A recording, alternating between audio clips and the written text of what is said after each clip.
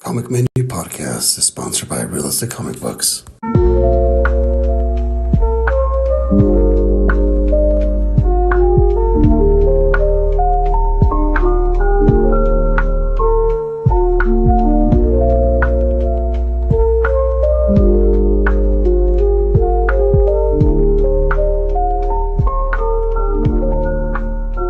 RealComicBooks.com.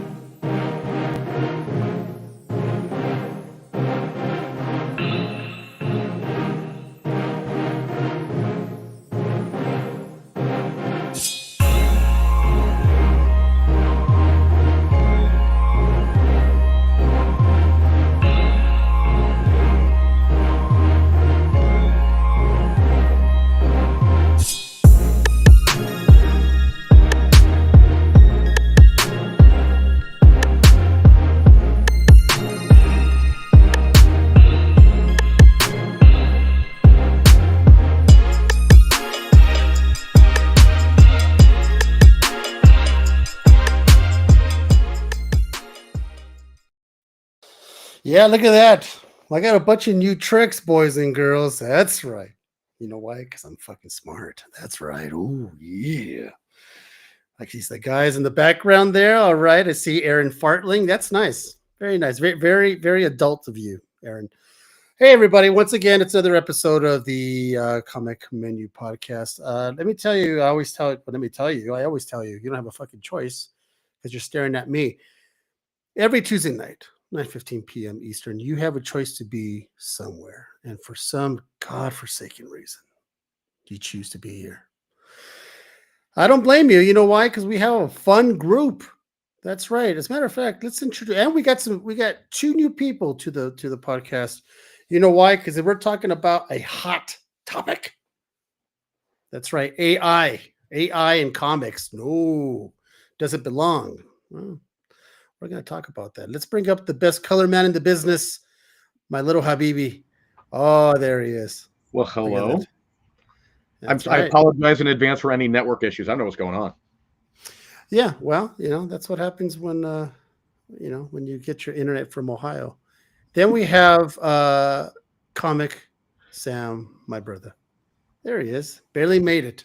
Yes, just made it. Can you hear me? Just made it. Yeah, we can hear you. All right, Looking good as ever.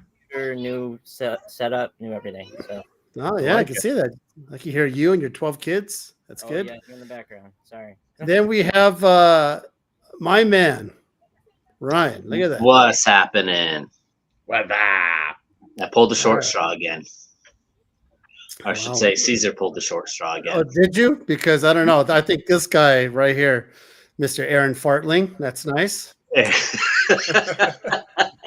Stupid. Yeah, apparently Aaron still likes to be in the 8th grade. So shit, why not? Hell yes. I have to embrace it, bro. I have to. Well, we have two new guys coming to join the conversation. We have Tristan Thompson. There he is. Hello. Look at that guy. He's an artist, and we have James Welch from Mad Love Comics and Art. Oh, look at this motley crew. We haven't had these many guys on the show for in a long time. So I Feels like special. it. You should. I had to call in lifelines. Yeah, because I was like, I found a few friends. you did. I was like, oh, I gotta. Aaron's been on the show tons of times, and he's actually been on the show once for AI, and I'm like, You come in. I'm gonna bug this guy. Right? And Why you asked me to come? Like, I mean, it was kind of last minute, but I was like, I'm honored to be here. But what made you ask me? I did. well, there you go. He did. Oh did. yeah, sorry, I was talking to Ryan. Like, yeah, what made you ask me to come? Oh, because he said we needed more people, and I was like, okay, well, who do I know that will actually? And I just about emailed you this. files earlier that day, so I was probably fresh on your mind. Yeah, well, no, it's more of a who do I know that will go on and actually talk about it and have open mind in their opinions and stuff, because a lot of guys that we know, like, they don't want to even interact. They don't even want to get involved in the situation. They don't want to have a dialogue about it. We all know it's bad, Right. but they don't. They're just no. They I don't just want to don't get want myself to be involved. They don't want to be seen saying anything negative towards whatever. I don't know why, but Okay. Yeah, it's true. I want to be able to fill with this room with as many opinions as possible. And by the way, Aaron, you're on mute, just in case you start talking. I want to have as many opinions because this is always a hot topic, and the thing is that people, like Ryan said, people, they know it's wrong, but they're like, I don't want to piss anybody off, and I get that. Listen, I don't get that. I don't. I mean, some of this, this is the stuff that puts your food in your family's mouths and all that. And the next thing you want to do is rock the boat because you said something or whatever it is. But either way, I prefer you guys to just let it ride and all that. So, you know what? I was going to talk about the whole PSA label thing, but I'll tell you what. If we have room at the end, we'll talk about it. I'm not going to start it off that way. You know why? Because I want to get into this whole AI thing right away. So. AI in comics, it seems to be more and more and more. Back in the day, when it was kind of this whispering of and so and so might be using AI.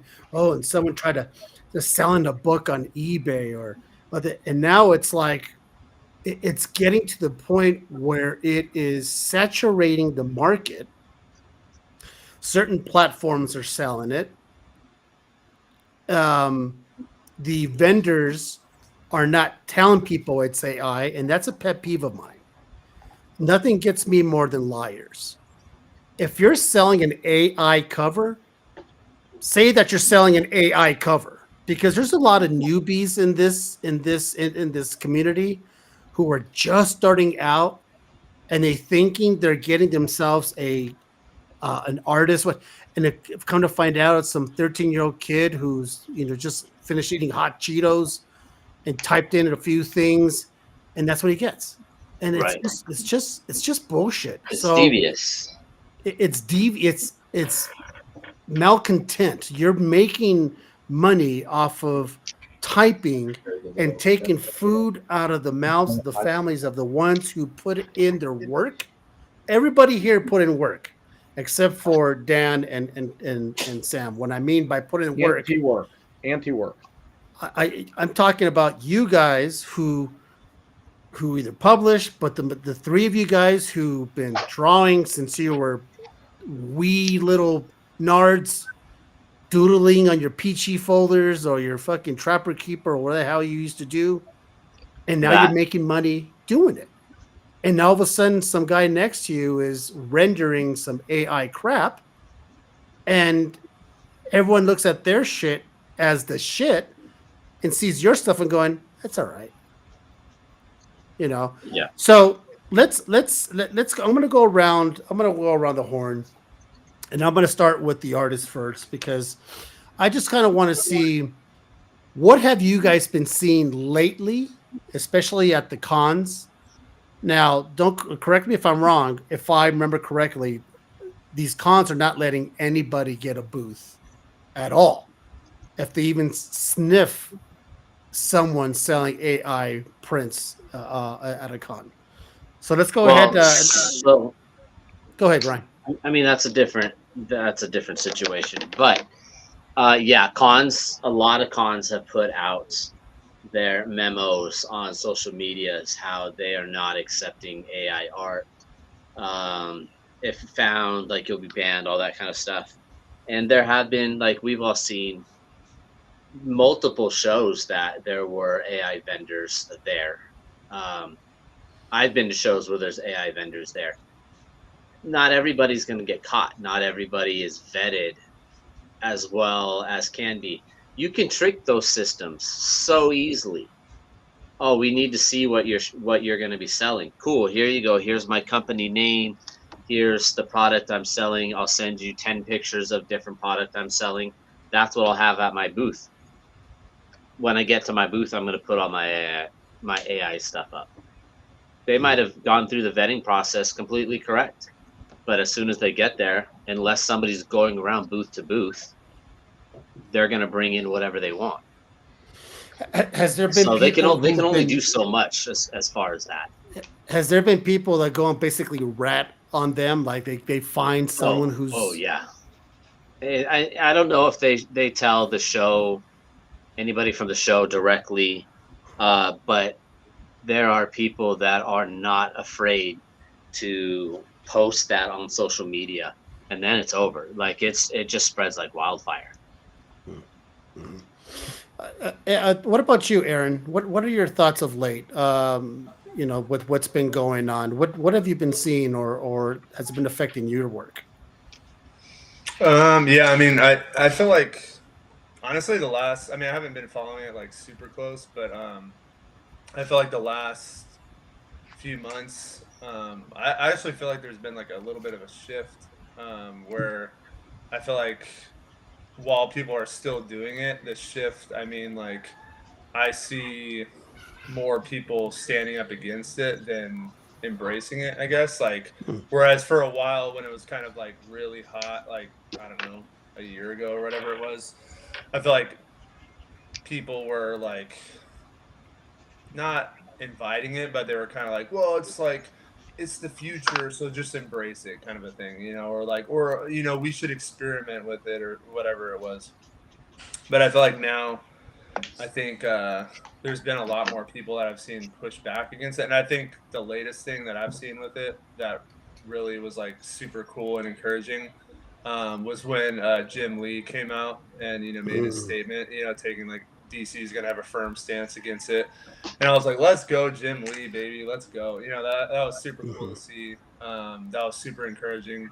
Now, I mean, Jim Lee's getting older, you know, so it's, you know, hopefully he's here for a lot longer. But ultimately, you know, I'm scared of like when Jim Lee passed away as he's head of DC, like whoever takes his spot, what are they going to think? You know, like what is their ideologies going to be towards it? Are they going to embrace it, you know, or are they going to carry on the torch, you know, and follow suit with, you know, how Jim had it set up? I don't know, you know, like, but I would say like I've been kind of had a more positive mindset towards it, where it's like I see a lot of companies pushing back against it. Even like Disney and Marvel, you know, have pushed back against it in a lot of ways. Might not necessarily be because they're like, oh, we think AI is bad, because I know they've used it with some stuff, you know, but I think it's more like, I don't know if you guys saw the whole thing with Midjourney, that like, yeah, they got the negative attention. Yeah. And so it was like, I think it was more like, hey, you're not going to mess with our money and our IP, so we're going to put our foot down, as opposed to, well, this is an ethically wrong thing, you know? So, I mean, it's kind of like the lesser of two evils kind of a thing, you know, but at least they're like somewhat putting a foot down on it. But and then you asked, you said, has it affected me? Like personally, like it hasn't affected me at all. Yeah, I'm still able to get work. You know, it's still been good. But all like honestly, like some people I've talked to recently, I will say that I feel like the guys that are able to do traditional work, I think if it keeps getting if the program keeps getting trained better and better and better to where it's just like, you know, it's just Unrecognizable. like, yeah, like you can't even tell the difference and people are just using it left and right. I think the people that are able to draw and able to paint, I think will become like their own little group, you know, and like they're going to be very like sought after because the people that it'll be like a premium thing, you know, because everyone's going to be either using digital, and the guys that are using digital, it's going to get so mixed in with the AI stuff, Right. and no one's going to be able to know like, well, like, is this A? And they're going to have to like put it through some weird program to verify that like, no, look, I actually painted it, you know, it's legit, you know, like, so It's interesting. It's the reverse of what we're doing now with the AI. They're going to do it to see if it's really you, No, like that's you literally- drawing that's it, right? literally- I think that's literally going to happen, bro. I think that literally is the future, where it's going to have to be like, you're going to have to show receipts, like it's so stupid, but you're going to have to like show a Well- receipt to say it's credible, it's real, you know? Yeah, which is going on now.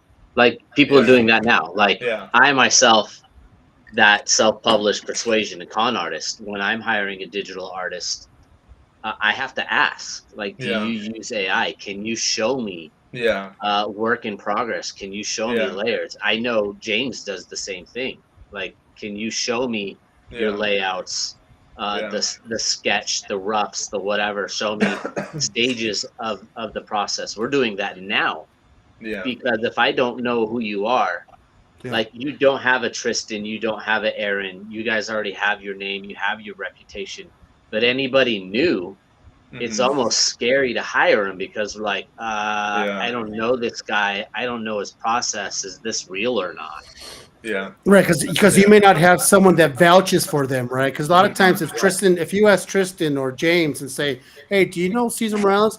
Oh yeah. Of course I know that guy. Yeah, I vouch for him. Yeah. Or like, I have no idea who that is, and you ask around and no one hears of this new artist called Cesar Morales. You're gonna be like, do you have like a video of you doing this or any kind of proofs or whatever it is? So I totally get that. Tristan, where are you at with this? Well, I want to kind of segue off of what Aaron was saying about like how there's going to be, you know, ways to tell if an art, like, you know, run it through a program, see if it's legit or see if it's AI. And I think what would solve a lot of the problems, because right now it's like you can't get discovered online anymore because it's just flooded with AI stuff. It used to be you put out a good piece of art and you get noticed because it's, you know, it's legit. Like that was just 4 or 5 years ago. That's how I feel like I got discovered by Zenoscope, was because I put out my Vampirella piece, and now if you put it out, it just gets, you know, lost in the shuffle with every other AI thing. So now what I think there's a demand for is if platforms like ArtStation, Facebook, DeviantArt, Twitter, whatever, Instagram, if they can implement something that when you upload an image, if they have like a watermark that they can put on it saying this is AI, because right now when you post something to Facebook or Instagram, that gives you the option, like, you know, you can slide this little thing. Did you use AI for this? And they say like it's required to say that. But I think what they need to do is from their end be able to automatically put some kind of label on it to where when it's uploaded it says this is AI, because it's not only like with art, it's like political stuff too. Like you can persuade anyone with some kind of AI video and get a point across in saying like this is real. People can't tell what's real. So it goes beyond art. I think it's more just like a humanity thing. Like we need to be able to tell what's real and what's fake. You have a point. I just don't like the line. It's the deception. Yeah, like exactly. It's a deception. You know, once again, if you're going to go to Whatnot, if you're going to go on eBay Live, if you're going to go to those, and you're going to sell a 100% AI cover, say, hey everybody, this is AI covered, just to let you guys know, blah blah blah. I would be kind of curious if it would even sell. To build off that, if say tomorrow Meta, Facebook announced like we're going to start labeling everything uploaded to our platform with an AI like label or some kind of watermark, how many of these like AI artists would be pissed because oh I can't deceive anyone now? Like, is your goal to deceive people? Because that's obviously morally wrong. Yes. I totally get The that. goal of James, most AI that's being put out there, and you mentioned video content, especially video content, it's there to deceive people. You know, Mhm. it's Because there's no label it's- on it. It's just like it's open for quick. interpretation. it's bullshit. James, what are you thinking? There's a lot of different levels. As a publisher, what I've seen recently is it's frustrating when you go on a platform like Whatnot and you have these sellers and or businesses that are selling AI have, I don't know, 50, 60, 70 people in their room, many of them my own customers, selling their books for the price that they are, let's say 50, 60 bucks a piece, and I can't sell mine for $10. Like, I would never value mine at $10 because for me, my overhead, for me to sell a comic book in the way that I do it, 10, 15 bucks, I'm pretty much breaking even or losing money. So there's too much. I can't compete with that. And it's gotten to the point where I stepped away from Whatnot. I do a show maybe once a month.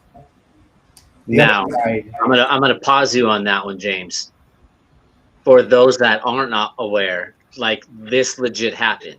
Like what James is talking about. Yeah, that's why I got really pumped. We already knew we were doing an AI show, but this incident happened over the weekend that a lot of us were involved in with somebody selling on Whatnot, and it came to our attention, and a lot of sellers and a lot of artists all jumped in on this stream to see what was going on. So what James is saying right now, it's exactly what we were witnessing live. So give me a little bit more context. You don't have to mention any names or anything.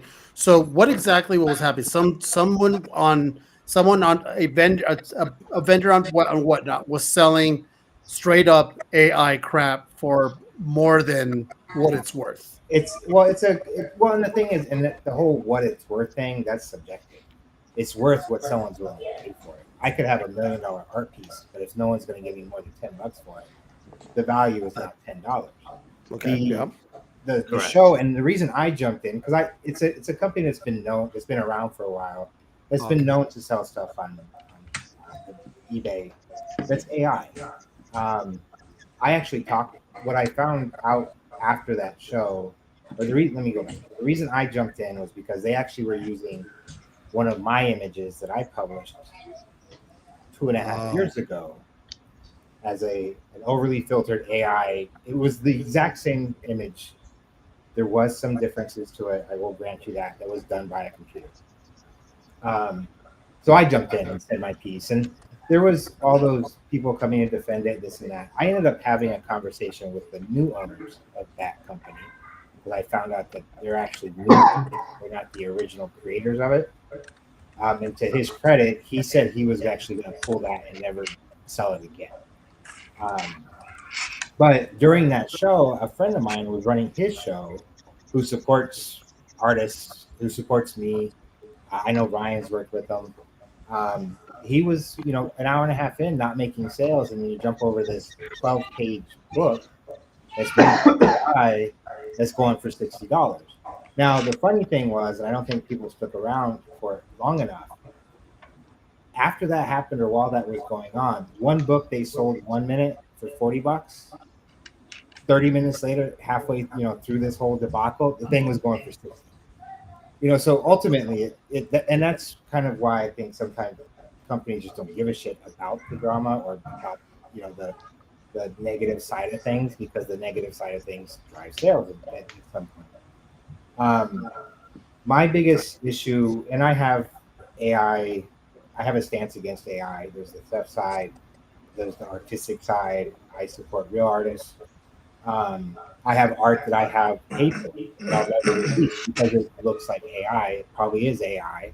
And other than going to an artist's house and saying, "Give me the files," or "Give me your computer," I can't prove it. I'm not going to publicly come out and go, "I'll never work with this artist again." I'm just never going to hire him, and I'm going to shelve the artwork. My biggest issue with AI, the topic of AI in our small little circle, is why does it always just stop at art?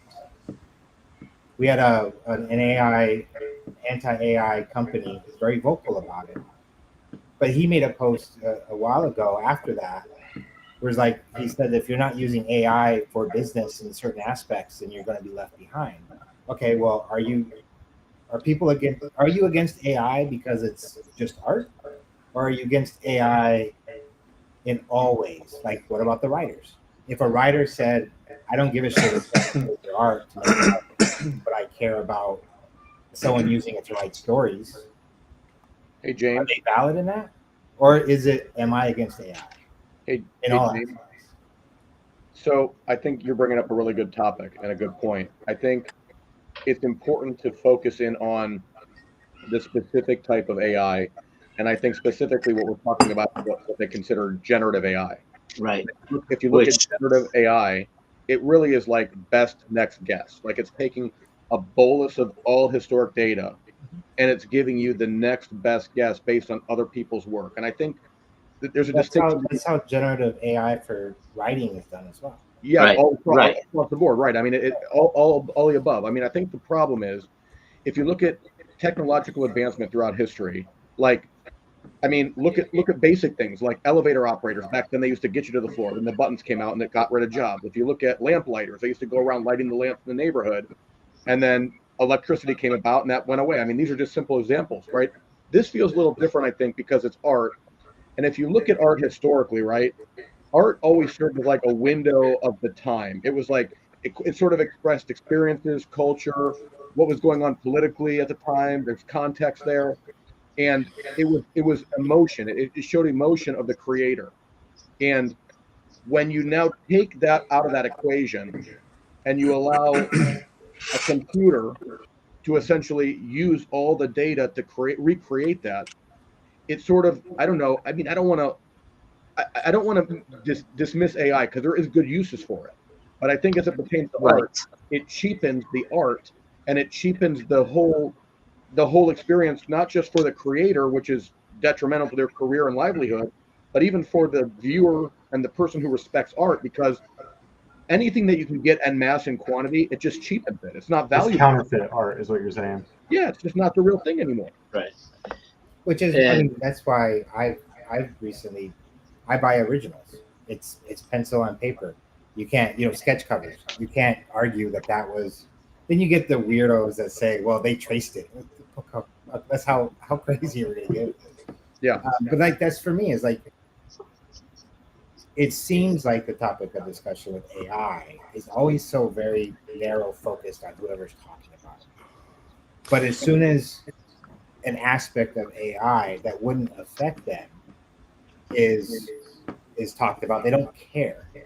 So my question, I pose to, like, why can't we, as an industry, go, okay, AI bad in all aspects, in writing, in turning your art into videos, in coming up with speeches, in research. Like, why does it always? Because if you say AI in art form, drawing is bad, but everything else is okay, I kind of feel like that's a little hypocritical. But I think storytelling and writing is art. Right. I agree that Okay. that But no whole one ever chat, talks about the that. people writing with Chat GPT, they go right along in that category of fuck you. Mhm. It's deception. The only problem is. that But it's that's- not but that's talked being about. done- yeah, it's not talked about. It's not talked about because I can't look at it and be like, that's fucking AI. We can't see a script. We can't see like what the guy did.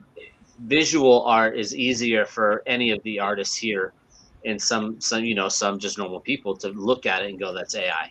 That's valid. There's It's almost no way for us to tell if a guy just sat down and was like, write me a story about this, using this, using this, using this.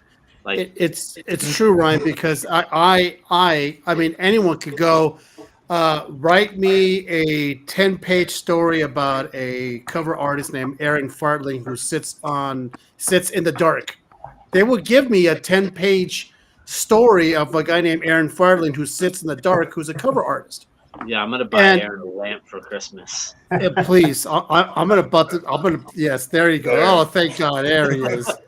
We want I it to thought- be a pretty I didn't face. want this light in my face. Gee, I thought he was. I was waiting for the deep voice. I thought he was like undercover. So the thing is that you're right, and you can't look at it and go, "Well, who's to say that Caesar really didn't write that?" Right? It's not now. If you know a complete idiot can't put two sentences together, and all of a sudden he gives you a 5-page, you're like, "You didn't write this. You barely know how to spell your name, let alone write something like this pretty eloquently." So this is probably Right. Well, ChatGPT. I think that's partly true, but writers will know if it's the way that ChatGPT spits stuff out, unless you go in and edit it. Right. It reads I like mean, for a ChatGPT. comic, you're gonna have to go in and edit it. You have to go in and But it I will, mean, let's say, where are the pitchforks if a company is accused of using AI in writing? Where are the pitchforks from the industry that will make them prove that they don't? That's never happened. everyone's adopting AI in business and their companies. There's people who just, it is what it is. Now the thing is that I could have a show with no artists and just all writers, and we could have the same conversation. Right, we could be having the same conversation going, I'm going to lose my job because any person now could basically go in there, create a whatever, a marketing campaign, and they go in there and they tweak it, and that's done. So something that would take them 3 weeks to do, it's going to take them 3 days. And that is why people are like, AI is great. It makes my job so much easier. Better watch what you wish for, mofo, because that AI is going to replace the Right. job that you like to do. So, I would also like to see more artists try to bring more artists into the industry. Say that one more time. I would like to see more artists try to bring other artists into this industry. I feel like a lot of times there's a lot of great artists around the world. And the reason I started my company was because I wanted to try to find new and upcoming artists in order to give them exposure. And it's happened, and it's been beneficial for a few people. But there's so much gatekeeping, especially on the art side, it seems. 100%, because Where every new artist is industry has competition. cannibalized itself by going, we don't want to help you be a part of this industry. We're not going to teach you. I know one person that has an understudy, and that's it. It used to be in the Jim Lee days, he had the people under him who learned, and he taught. You had the studio, you had all this stuff. That's gone. So now someone who's an artist going, well, I really want to be a part of this, but no one will talk to me.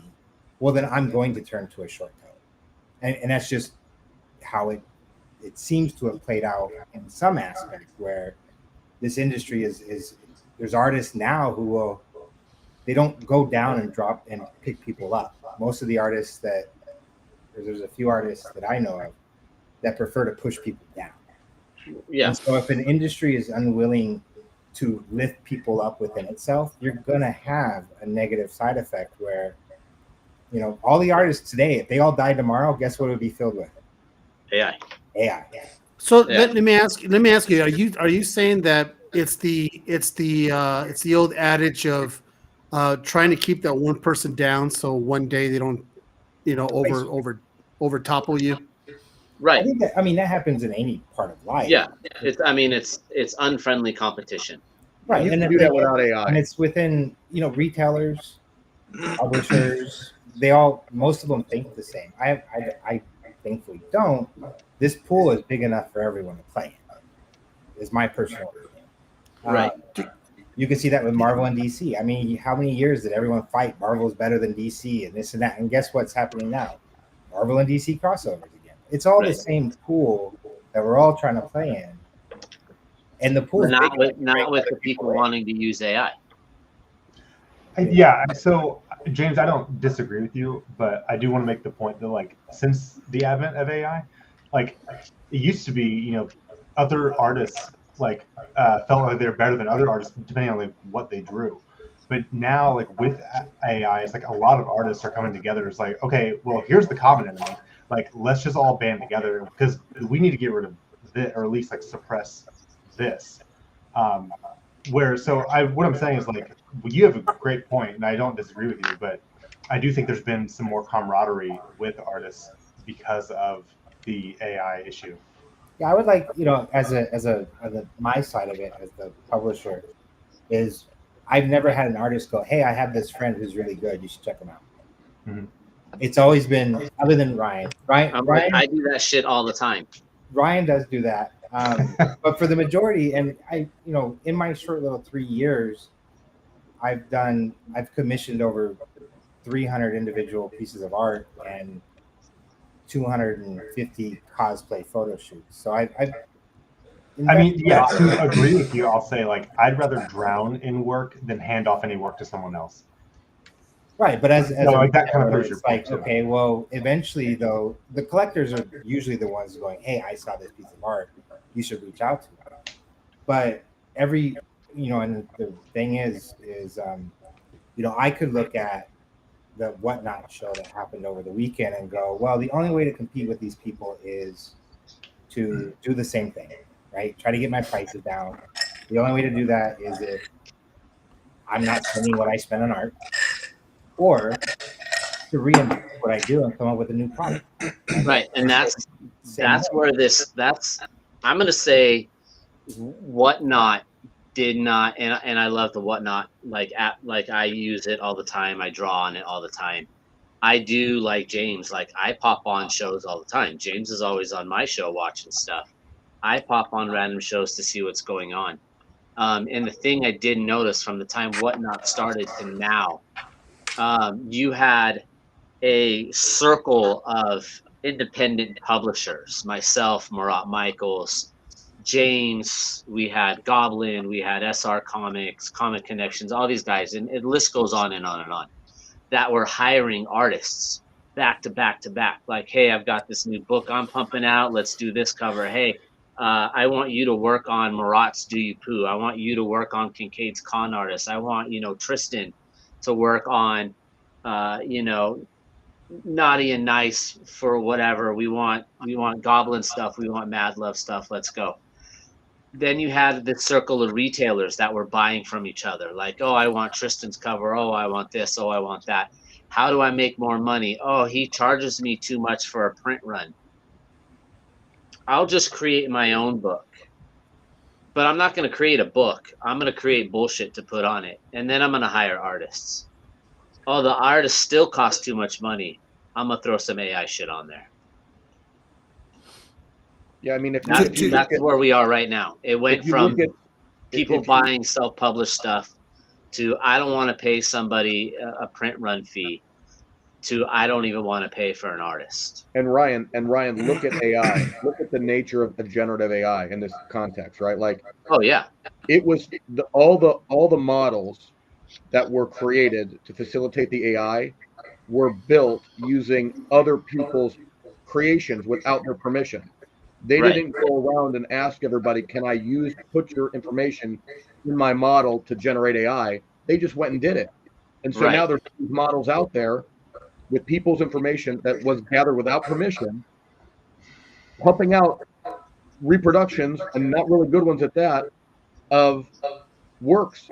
I mean, and it's just, again, it's foundationally flawed because, again, you built this technology on information and data that is not yours. Even if you look at even if you look at manufacturing, when the assembly line was built, somebody created that, right? Somebody built that to be more efficient. I mean, this was built with other people's information and without anybody's permission to get it. Right. I mean, that's the source problem with generative AI is you're stealing from countless possibilities of artists and art and everything else. Now, on the flip side of that, we talked about it earlier. You have those guys that are like, what if I have, you know, Mid-Journey? I want it's me and Aaron, whatever the case is. We want Midjourney to learn just off of my art. I'm going to feed it 1,000 pieces of my art and tell Midjourney to do a piece that Ryan Kincaid would draw or Aaron Bartling would paint, blah, blah, blah, blah, blah. And combine all that knowledge and pump something else out. It's still using generative AI of 1 million pictures, 1 billion pictures, because unless I drew that exact pose, it stole that pose from somebody. Yep. Unless I did that background, it stole that background from somebody. Like whether it's trained on me, whether it's trained on Tristan or Aaron, it's still taking stuff from all over the internet. Yeah. See, the thing is, it's not going away though, and I think that's what we have to figure out. Like, Yeah, I feel like I've I love lost that. hope of it going Not away. being Sorry, I accepted didn't- by the industry. But Right it's not going to go away. Like we all know it's not going to go away. I mean, Disney announced yesterday that they're embracing generative AI, and the internet's going crazy, rightfully so. You know, Right.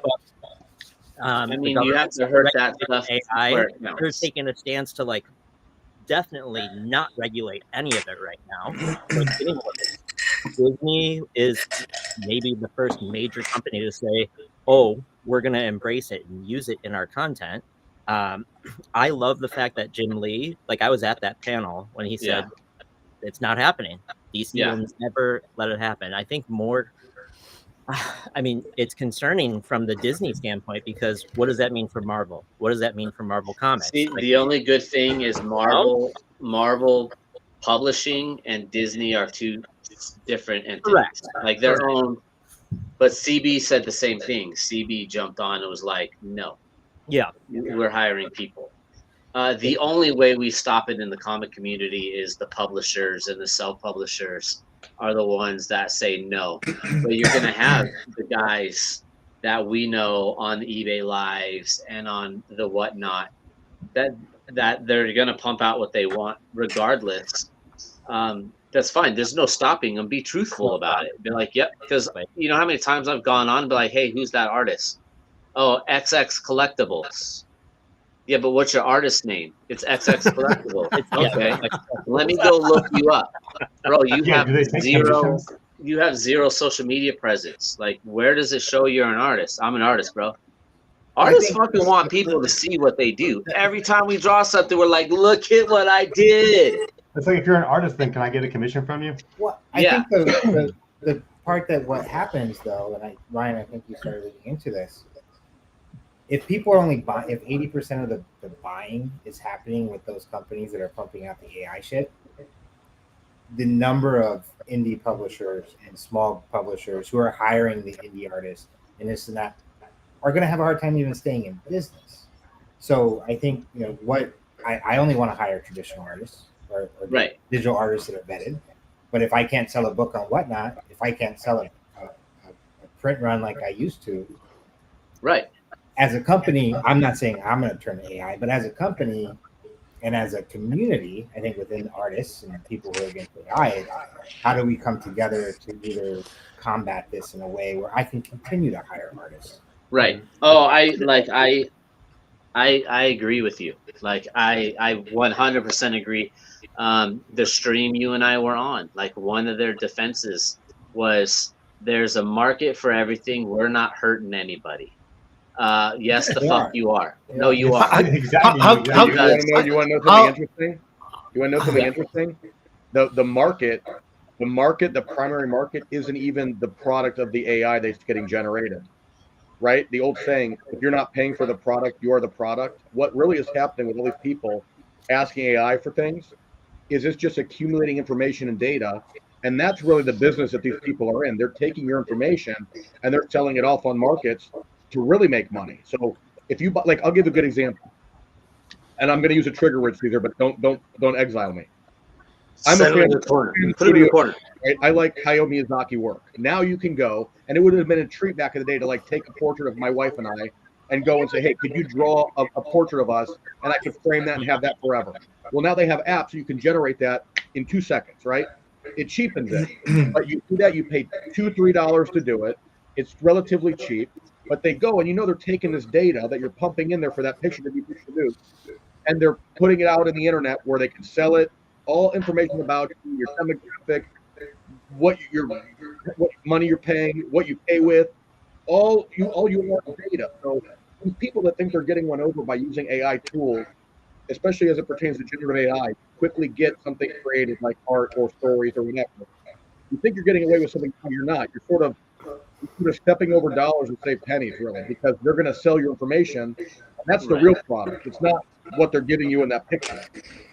I always like to crack a joke. We should all band together and steal the AI art from all these companies that are selling AI art. Well, and that's the other thing. That's what we used to, because technically you can't copyright it. You can't copyright it. So I can resell that stuff. I mean, people like showed that stuff online where the guy wanted to sue somebody because he used his AI image. And it's like, no, you already got told you can use it. Sure, go ahead, but you can't copyright it. That's funny. You steal something, we can steal it right back and use it for ourselves. So let me ask you, Aaron. Have you ever been accused of using AI? No, I haven't. No, right? No, not. Aaron shit looks too much like an actual painting. Yeah. Well, that's what I'm saying. Because sometimes Aaron shit is so good, you're going. I'm pretty sure there's gonna be some fools out there going, "Oh, no, that fool's he's doing I've AI." only used it twice, so it's not. It's I'm joking. No, but everyone's all quiet. Make sure you. No, I know I've been quiet, but I've just been thinking, and I think overarching, even beyond the art sphere or category, I think I'm personally really against AI as a whole. Just because I was talking to a buddy of mine from church, and he was telling me that apparently here in Charlotte, because I'm right next to Charlotte, they're building one of the first ever entire schools that's AI driven. So all students that attend the school will be taught by an AI teacher or instructor. So, and I can't wait till that kid asks the question and the teacher goes, I'm not sure I understood that. Yeah, I know, right? Can you put that in context for me? What we're saying is to get deeper into this is what I think will happen. I don't think it's an if. I think this will happen. Is obviously, just like Sam said with Disney, some of these companies are embracing it, these heavy hitters and stuff, and as all you guys have said, the same thing. It's the worm's already out of the can. It's not going back in, and it's just gonna keep getting crazier and crazier. So what I was talking to my buddy about is with and you guys have touched on it with people that are losing their jobs and stuff. I think the sad thing is thinking about the person that maybe they don't have a trade school they go to, so they have to go to school and for whatever their passion or their love is, and they have to get a degree, and then they get a job and they get their dream job and they love what they do, and they're there for a year, and then a year into that job the company says, hey, you know what, we're doing mass layoffs, we got to let you go because we're implementing AI now. And that person's like, what? And their whole world is rocked. Everything's turned upside down. And then they're thinking, wow, I just went to school for all these years. I got my dream job. I grinded just like we grind with our art. It's the same thing. You all got to put in hard work, to accomplish what you want. And it's so now that person lost their job. They are trying to figure out what the next move is, what they're going to do with their life. Maybe they're supporting their family, and now their family's worried, wow, what are we going to do? How are we going to pivot from this? And now you're talking about people being well, I guess for now, I'll go get a job at Starbucks or whatever, right. Whatever job just to make ends meet. And so, to go even further down the rabbit hole, I think I truly, truly believe this, with every fiber of my being, that the way that the direction of how things will go, not just in America, but the whole world, implementing this stuff, is that if we saw how crazy the world was with COVID, right? We saw how how bad things were. We saw how depression was on the rise. We saw suicide was on the rise. We saw domestic disputes were on the rise. All these things were just through the roof, right? Every negative thing that could happen in the world is going on. And so what I think is going to happen is like when people lose the ability to do what, you know, their God-given skill, passion, love is, when you take that away, people fall into depression, they fall into suicidal ideation, they fall into mental health issues, all this kind of stuff. It's all gonna snowball. And so it's like we're talking about, if you thought, you know, COVID was bad with how the world was and how people were like lost their mind, you know, and all this stuff is going on, the world was in a super, super dark place. I think it will be 10 million times more horrific than what we ever saw, because now you're talking about not just America, but you're talking about the whole world where this is getting implemented, and people that can't do what they love and their passion or whatever, they're going to have to settle. And when people have to settle for what they don't want to do, they fall into these things like depression, suicidal thoughts, Well, you know, Aaron, anger, whatever. You know, Aaron, it's really interesting where you're going with this, because I agree, and I would say it's even before COVID. I mean, if you look at even with the advent of things like social media, right? Look at the rise of depression, suicide, divorce, right? People aren't even having sex anymore. Like the studies are there because, again, I hear you, Ryan. I mean, people legit have I literally just saw a podcast where a guy literally left his wife. He sat her down and was like, hey, babe, I got to talk to you about something serious. And she's like, what's going on? And he's like, I want to bring someone else into this marriage. And she's like, what? Like, what are you talking about? And he's like, I want to introduce you to Alexa. Was it that robot? And it was, this is Alexa. It was an AI thing that he was trying to bring in, and he was like, he literally was like, it's either we bring her into this or I'm done. And she's like, wow. I mean, I think where I was going with How it do you was stack up? these tools are not everything that we think they are. They're not. And the reality is, like with AI, with social media, there needs to be stricter regulations. And I know when you use the word regulation, people are like, oh, here we go, police state. We're a free country. But freedom has a price. And if you want freedom, you got to be careful what you wish for, because we're already seeing some of the side effects of some of these tools, right? Social media, we're anything but social anymore. And if at the end of the day, humanity is the sum of their experiences, but then you're creating tools to take away the experiences, then you're not taking tools to you're literally creating tools to take away free will. You're taking tools away that can expect you as a human. How do you I don't against everything that you see online, and now you have to I mean, Kelly and I go to McDonald's. We go to order breakfast. You don't even talk to anybody anymore. You push them buttons. Oh, you can. I just tell them no. No, well, you don't. You push the buttons, it comes out to you. And I'm thinking to myself, holy shit, you know, when I was growing up, those are the jobs I took that taught me how to work with people, how to manage money, how to be responsible. Those are jobs for people starting out. Well, if you're automating those basic jobs, what, are you just going to be born a lawyer, be born a doctor? I mean, you're not going to get to evolve. You're never going to learn. I will say that if my wife came to me and said, I want to bring somebody else in, I'm like, that's cool, as long as they take out the trash and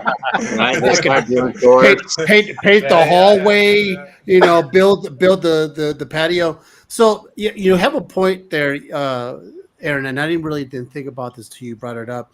Those people who have student debt from going to school for years and years, and they finally got that job that they went to school for and are hundreds of $1,000s in debt, to just get laid off because they're like, we're going to be cutting costs, and basically we're going to just do AI. We don't have to pay insurance. We don't have to pay a salary. We just pay one dude to do it all. And thank you. Appreciate it. And then, like you said, that reality. And I think getting laid off. There's tech industry workers getting laid off. Like, when you look at data analysts, like, there are so many jobs that AI has made. And a model can run through, you know, hundreds of thousands of data sets very quickly. Right. I think that's what's we're talking comics. I think that's what's hard too, is like, this is going even further down the rabbit hole, but like, how do you like? You guys all seem like I know most of you. You guys are all legit dudes, but like, how do you teach? Fooled him. Yes. How do you? Yeah, hold him. I'm actually a Got him. scumbag. I'm actually a scumbag. That's funny. So but how do you like, you know, like you guys just said, like the person that, you know, they get their dream job, they get let go, then they're like, what am I gonna do? And the company's like, I don't know, I don't figure it out.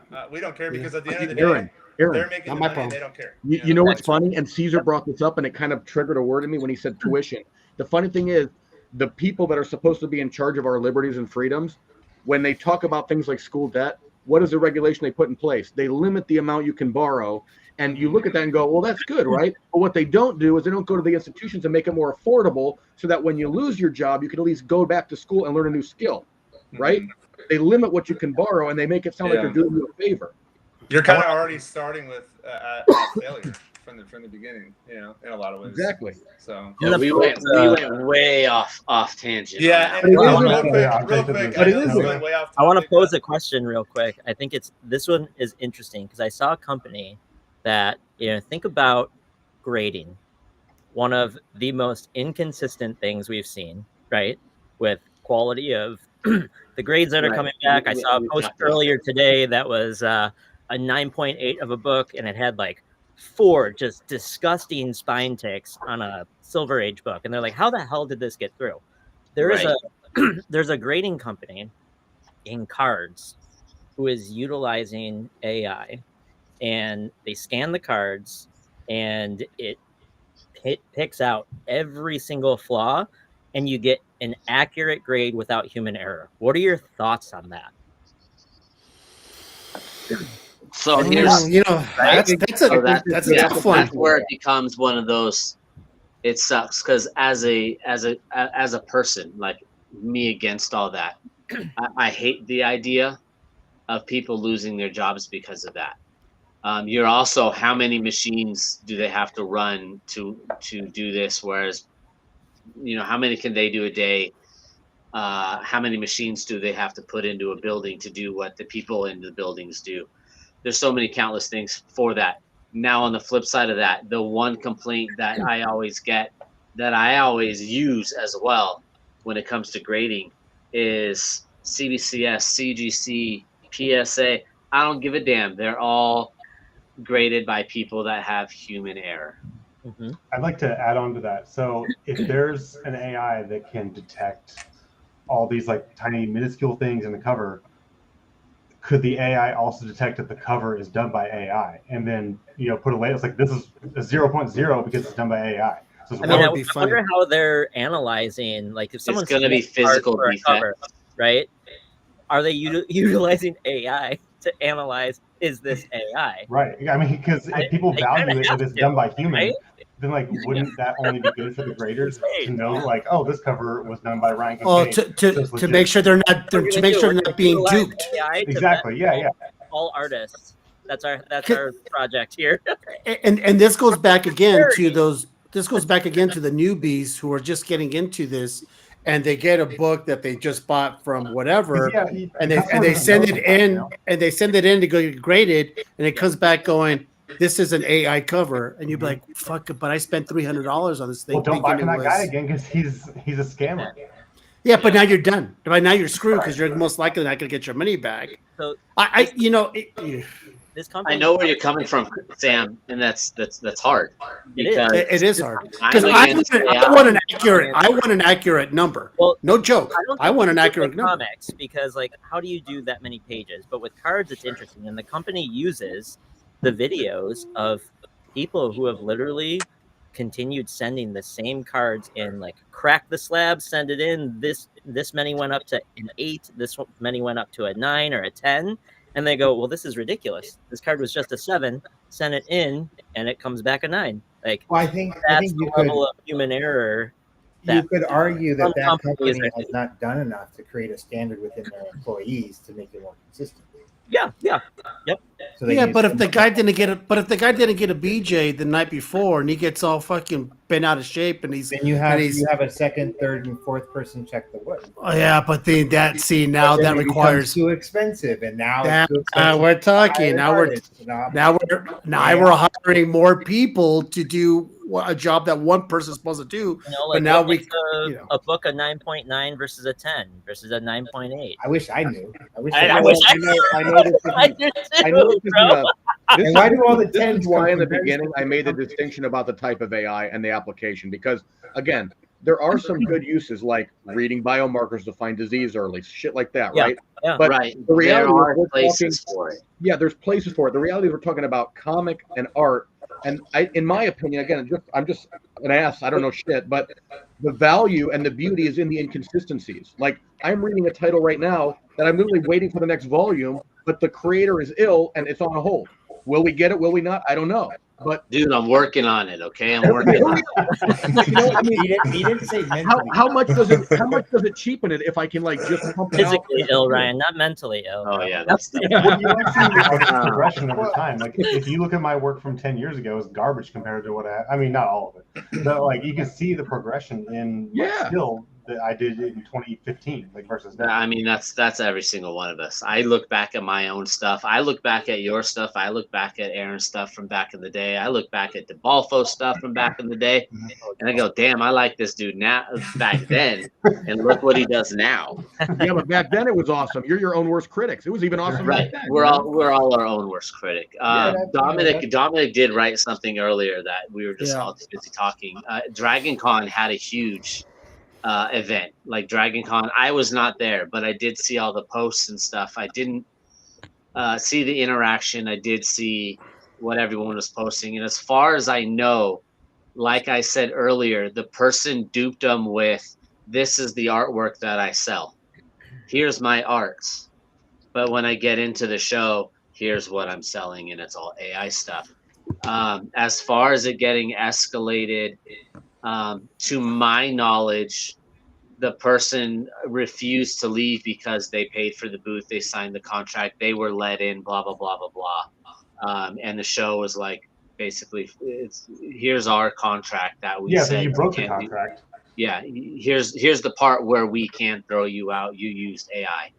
I don't care what the rest of it says. You broke this contract. You brought in AI.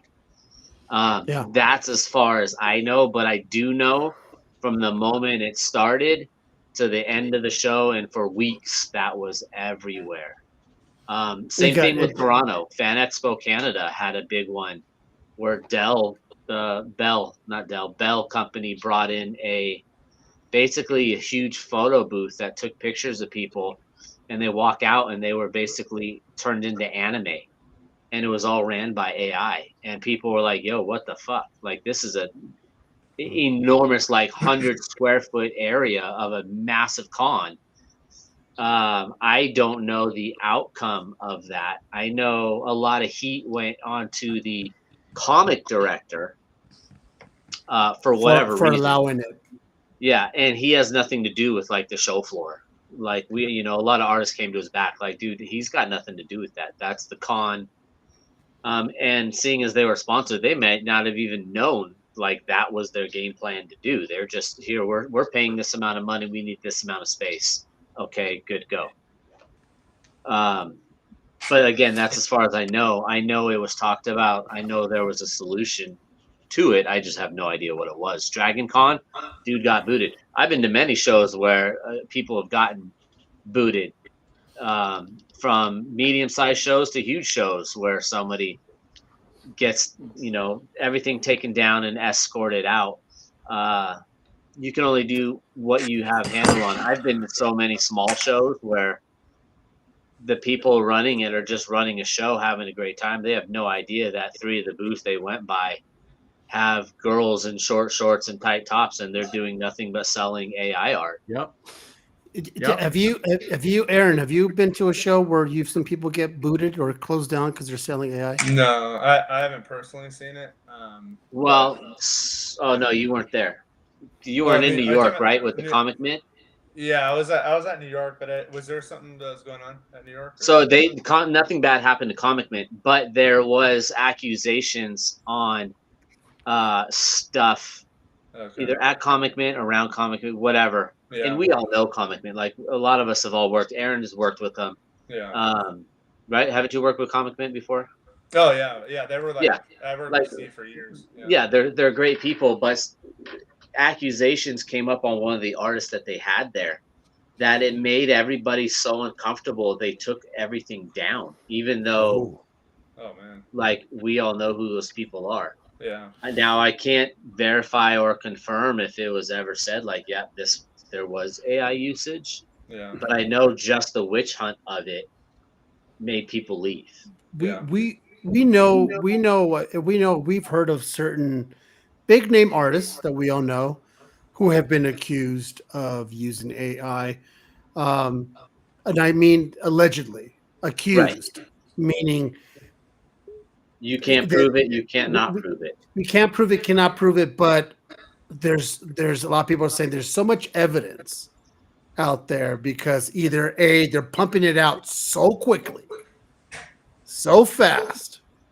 And then you have someone like Matina who got accused pretty big for doing that, right?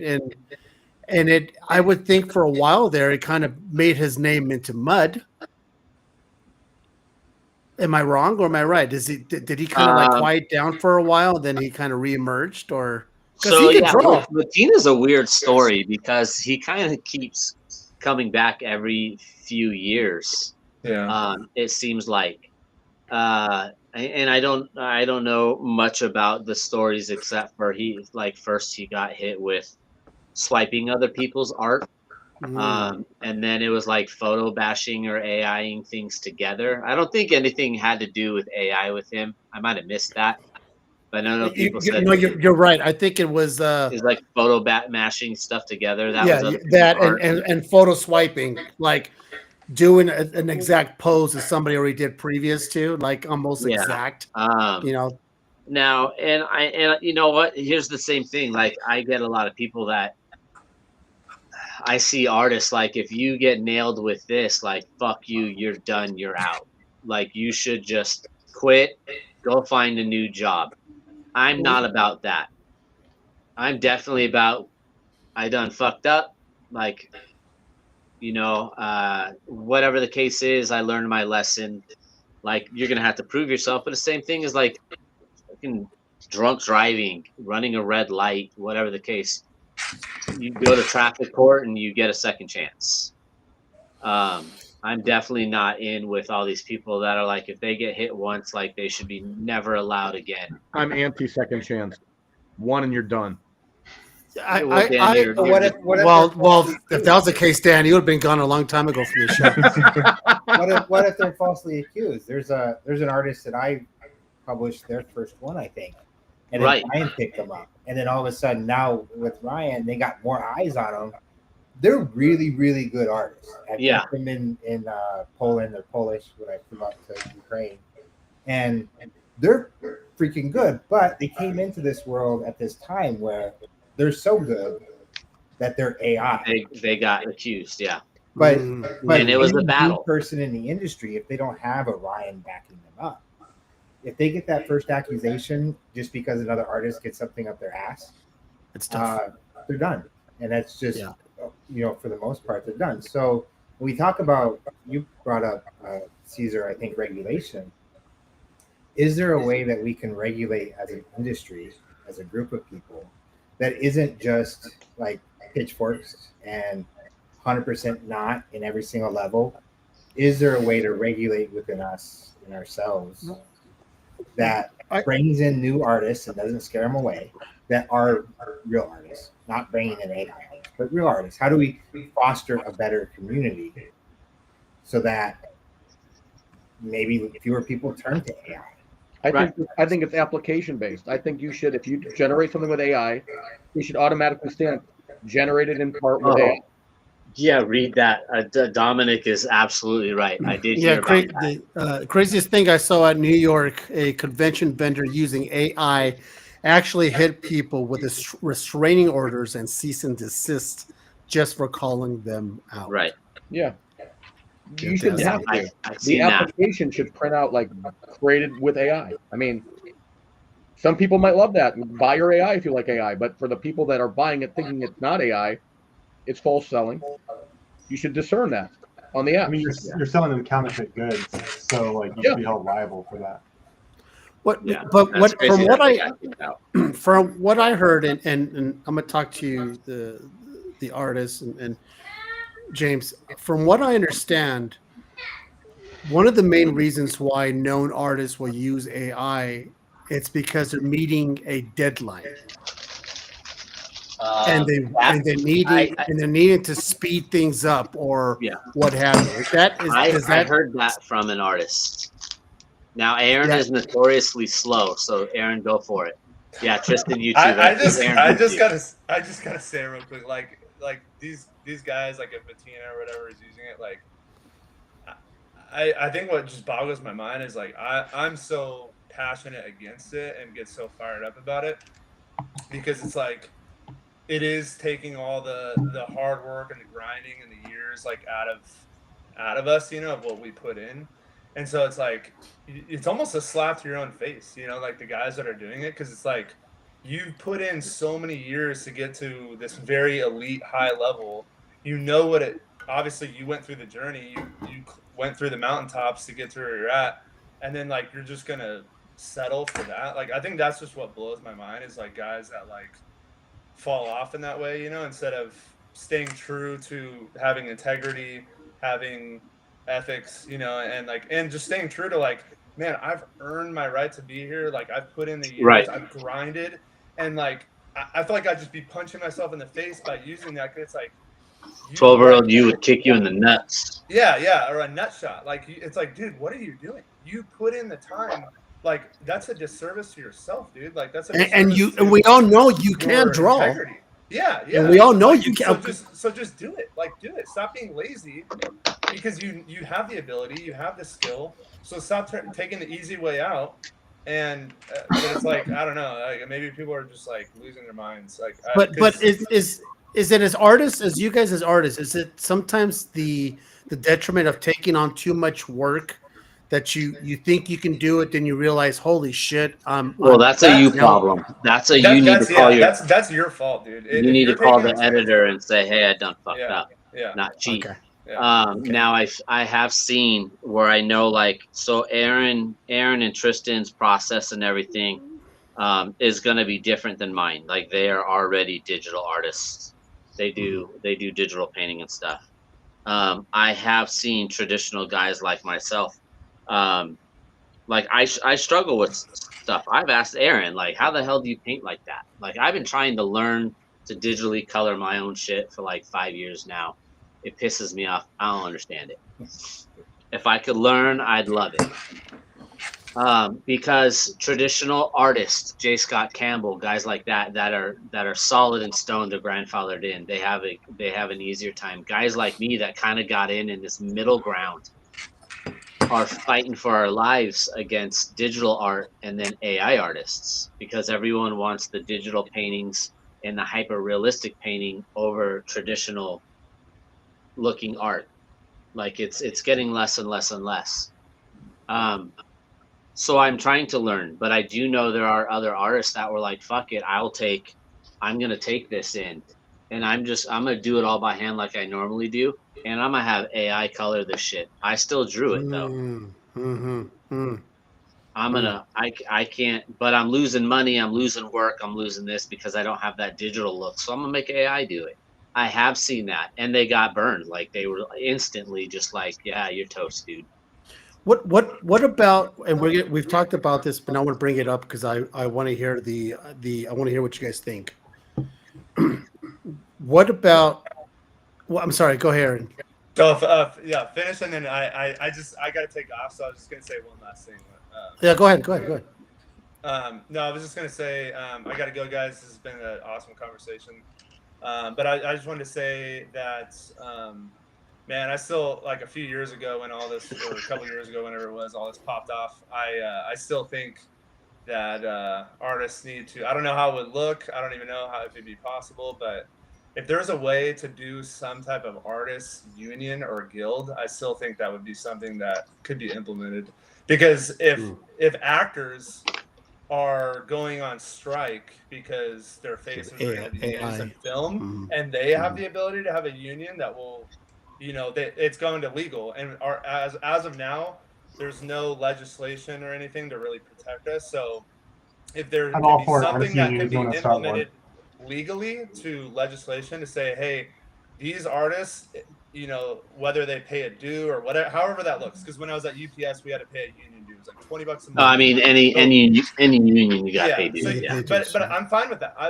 I'll gladly pay my $20 a month to have those protections, and then say, hey, like all these artists that are scared, that are fearful of losing work, you are in this collective guild or union, and you have that protection. And then if anything happens and your work is being used by whatever company and your assets are being taken, okay, now we can pursue legal action and sue the living poo-poo out of you.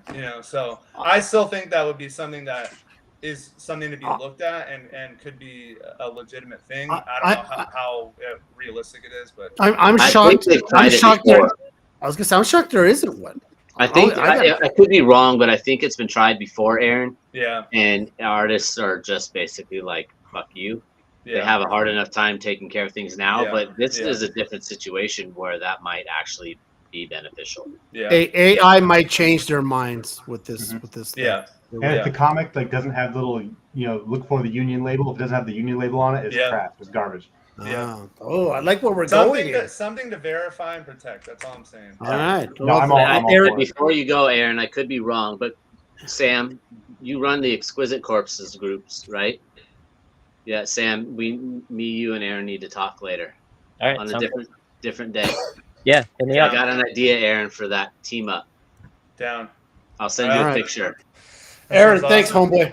All right, guys. It's been a pleasure. Always Take it easy, talking to buddy. you guys. Thanks, pal. Great night. Yep. See ya. Yeah, man. Love you, my man.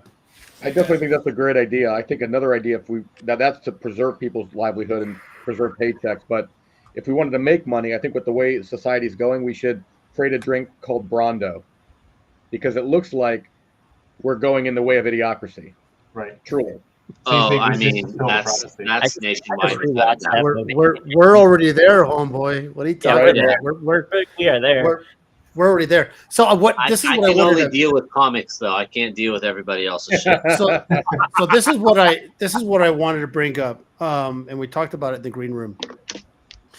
So let's just say Tristan and Aaron, and I'm going to put you in the mix, James, as a publisher. So Tristan and Aaron, you commission them to do a couple covers, yada yada yada, and they're like, okay, cool. And Ryan does an AI scan of all his work, just his work, and comes up with an AI cover. And Tristan does the same. You're still and they go, here we are, here you go. And you look at it and you're like, oh, this is a Ryan Kincaid. This is a Tristan Thompson, right? I'm good. And then they're like, by the way, James, I really didn't draw it. I kind of like scanned it, blah, blah, blah, blah, blah. Are you, as a publisher, going, so you didn't draw this, but technically it's all your renderings? Where does that fall in your mind? Do you go, sorry, I can't do it, guys. I can't because it's still AI, because you didn't sit down and put in hours. It's still based off of generative AI. It's still, whether it's trained off of me, whether it's trained off of only Tristan. And so say I do nothing but straight on 3/4 body shots looking right at you, or 3/4 at the screen, blah, blah, blah. I that's all I ever do. That's all I ever get asked for. I have 1,000 of those. I feed those into the book. James calls me up and says, hey, Ryan, I got this new character. She has wings. I've never drawn wings. And I need her flying over a castle. I've never drawn that. But I'm going to tell this to do it because it's trained off of my style. Mm-hmm. It's still stealing because it has to create that pose from something. It has to create that what if castle we from take something. that if we add to that idea of a company creating its own microcosm? I have in my possession, I don't know, over 10,000 images that have been taken of cosplayers in different poses. What if my AI was trained on my photographs that I paid for to have done on those poses only? Could I then feed in Ryan's work and say, or you could feed into it and say, use one of these poses that James owns, or that I could say, use this image that I own, and can I take it to Ryan and go, here's a concept I have. Can you draw something similar to this? Have I now made the job easier for Ryan? I think you could do it, but I believe you should be transparent about the process. And so if people were like, hey, this is done by AI, I mean, first of all, I don't think Ryan would agree to that. Hold on. I lost that train real quick. So you have 10,000 photo shoots of cosplayers. You fed them into AI, and you made the AI take a model and do something different out of the 10,000 photos. It takes your artwork and marries it to one of the poses in my library. So now I'm not stealing a pose from the internet. I'm using a pose that I have. But you're stealing my style of art. If you use your art to upload it to my library of poses and say, I'm Ryan, I uploaded it to your system that only pulls from this poses, because using your analogy and going, hey, what if you had it only trained on poses that you have ownership over? It's not going to the internet to find those. It's only I mean, that's poses. a very weird situation, but it's still stealing it from something. And it really wouldn't work, because again, with the greatest respect, 10,000 images isn't enough to train a model, right? It's not. I mean, that's why AI works the way it does now, because it's using literally petabytes of information of the internet, right? Like 10,000 images wouldn't be enough to, like, in Ryan's situation, to say, oh, I've never drawn wings and somebody flying over a castle. Why don't you just ask me to draw something, man? Yeah, right. I mean, I'm just saying, like, But is there draw it? Just friggin' draw it. Yeah. Well, what and this is something I've tossed around, and it's not something I've done, but is there a place where, as a tool, like for me, if I go to Ryan and I say I have this concept, I could. So I have been given, like, on an assignment, I've been given reference images that are just AI images, and like I'm fine with that. It's like, okay, here's kind of what the character looks like. Can you use these? Like, instead of sending me someone else's work to be like, hey, here's what this artist drew, they'll send me AI renderings because maybe no one's drawn that character before, and like I'm fine with it. I guess it's like, at least it's a weird gray area. It's kind of uncomfortable. I think that's what. Yeah, it's uncomfortable, but like, I mean, I'm probably going to get a more accurate rendition of the character if you have something that I can look at. But hey, James, can that cosplayer who goes, wait a minute, that's my pose? Not if I license and own the photograph. I paid the license to. Yeah, if he owns it, it's different. Yeah, it's tough cookies for them. So could I partner with an artist? Could an artist come to me and go, I really like this pose. Can I use it? Now, if I say no, but they find it on the internet and use it anyways, but then not reference right, right, and it's almost, you can't do it, but then they go to my Instagram and use it anyways. Mm-hmm. Right. It's one of those. Right. Yeah. It's, a lot of people, we all do references from somewhere on lots of stuff. I don't care who you are. I know so many people are like, I've never used reference. Screw you. Like, rule number one is draw what you see, not what you think. Because I could draw a baseball hat and forget that, the hole's over here, not over here. Mm-hmm. Or, this, whatever the case is. Like, we reference damn near everything that we can't see on our own.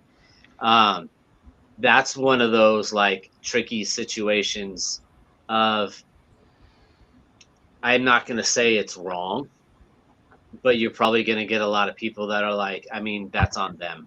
Like, I wouldn't do anything with it, but he's not doing anything wrong technically, but I still don't like it. Right. And it's the same thing with people sending, like Tristan said, the AI reference. That because they can't draw, they couldn't hire somebody to draw a character reference. They just did this. They're like, here, this is what I got. I did one.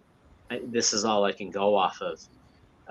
It sucks. It's weird because somebody could have done that, but clearly he could not get someone to do that. I preferred like some line art on notebook paper versus that. But Because then it's like Well, I you get think more too, freedom though, to interpret that there's a lot of character. people who If it's just the more can't shitty do it is. I definitely do think that there's a line of fuck you, like that's completely wrong, to okay, well, some people aren't gonna like this, but it's not bad.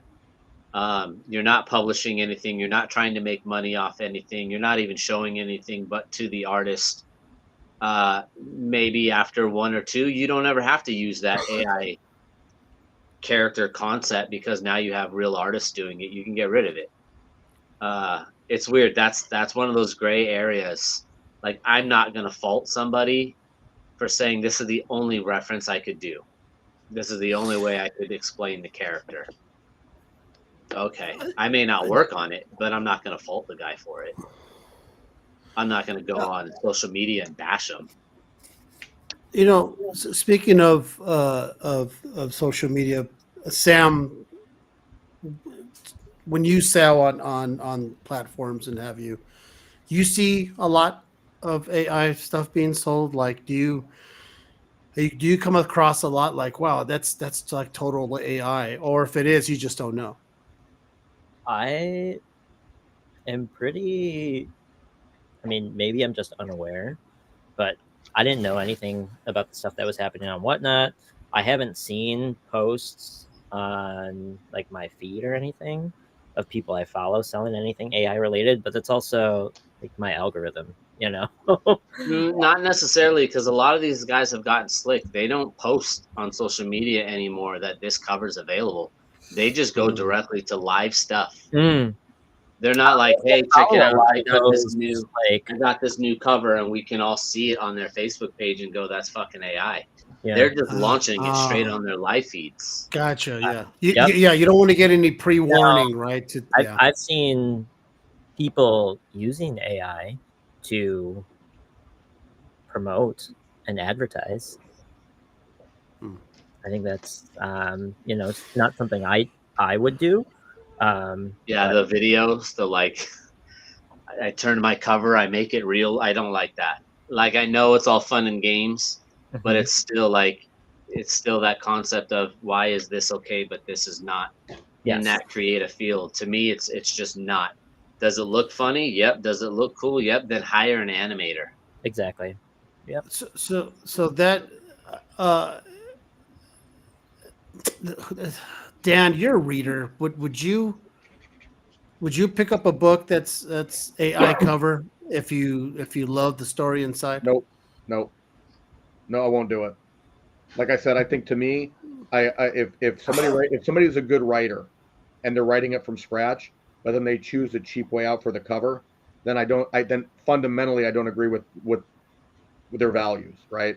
Like what I've come to love is, like I said, I love the imperfections in the art. So I like, maybe a different style. Something looks different from cover to cover or from issue to issue. The story weaves and winds, and it's not something that's kind of cut, just cranked out by a machine. I love the inconsistency. Right. So if somebody's trying to just get a cover pushed out because AI can do it faster, I'm not interested.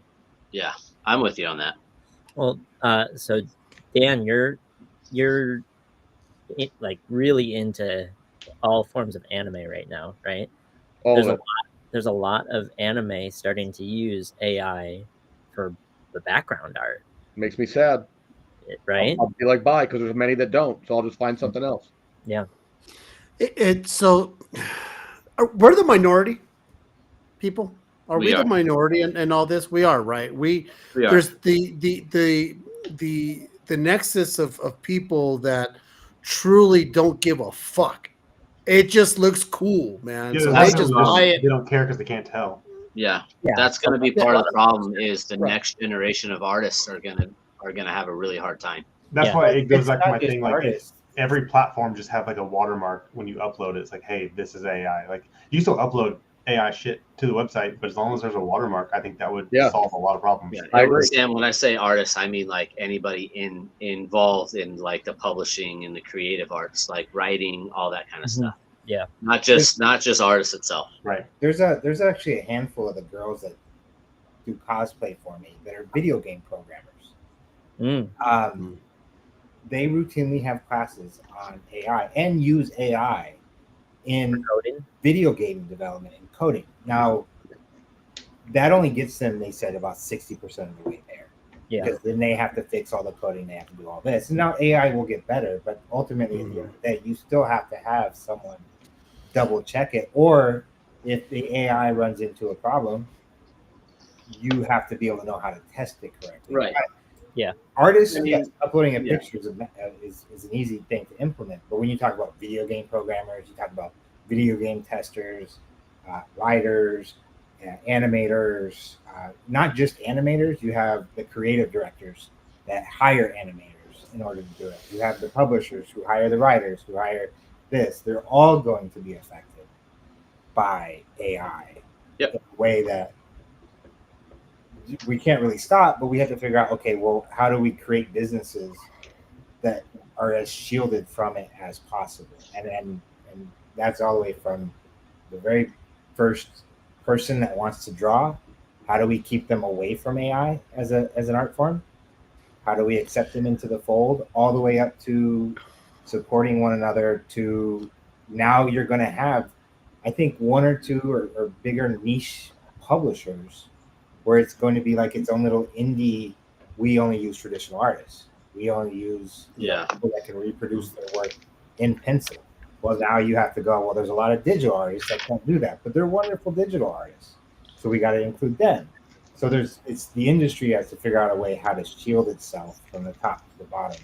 Does the industry or do people like us The people in the industry, the need people to figure that out? And then, that who better to figure that stuff out than the artists themselves, I mean, I think it's both sides. That's an opportunity in itself. I don't think you can do one without the other, because we can only, as artists in the industry, we can only do so much before we get into that. Don't buy this, only buy this. Like, people are going to buy what they want to buy. Well, yeah. If everyone wanted AI out of the industry completely, you have to do it with your wallet. It's the same as we do as like consumers for anything. Like, oh, we're all going to boycott this shit because we didn't like the fact that they put so-and-so on the ad. Okay, we're going to stop buying from this guy because he does nothing but sell AI stuff.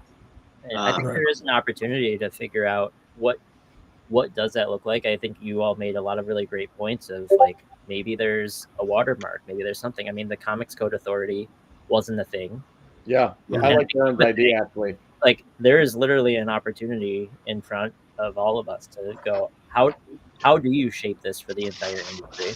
It's something that's in my head. Because what's going to happen is that if more and more people become cognizant of what is AI, and they're going to be like, I will never support AI, and you have a watermark on it, they're like, I'm not going to buy that shit. Yeah. And the more and more people who are like, the more and more people who don't buy because it's AI, there's less people going, well, I'm not making the money I used to be because now there's a watermark. Answer of why do they use it now? Because it works and it's making them money. Well, I think getting a retailer from to making put a money, watermark we're good. and say, all right, it's not going to happen. But I think coming up with if it's a board, if somehow someone creates some type of board group, and you can put a little logo on it that says this is by a company that has this stance on AI. Yeah. If you buy it, everyone involved has this stance on AI and not the usage of it. Now you're driving people. The positive is, I want to only buy stuff that has this stance. Mm-hmm. Right. So instead of trying to get rid of it, AI we need to generate something that can, solidify its authenticity.